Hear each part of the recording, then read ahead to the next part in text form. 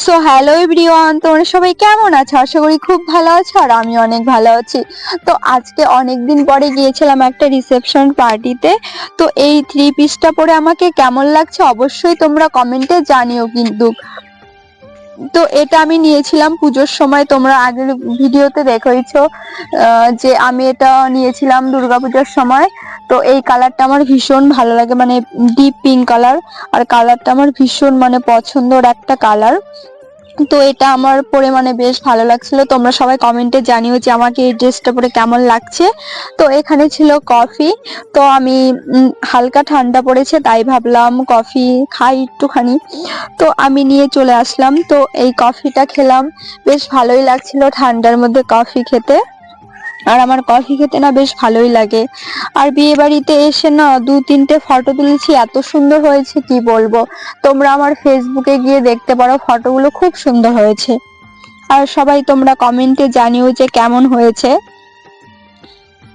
তারপরে চলে আসলাম খেতে। তো এখানে ছিল সাদা ভাত, তার সাথে ছিল বেগুনি, ছিল পটল চিংড়ি। এগুলো মানে খেতে বেশ ভালো হয়েছিল, পটল চিংড়িটা খেতে মানে খুব সুন্দর হয়েছিল। তো এগুলো দিয়ে খাচ্ছিলাম।